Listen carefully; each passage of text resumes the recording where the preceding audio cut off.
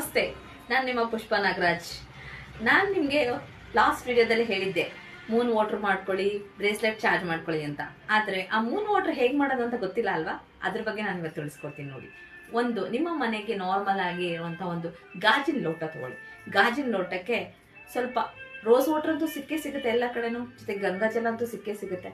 ಎರಡನ್ನು of mix ಮಾಡಿ ಅದನ್ನು ನೀವು ರಾತ್ರಿ ಮೂನ್ ಲೈಟ್ಗೆ ಅಂದರೆ ಚಂದ್ರನ ಬೆಳಕಲ್ಲಿ ಪೂರ್ತಿ ರಾತ್ರಿ ಇಡಕ್ ಬಿಟ್ಬಿಡಿ.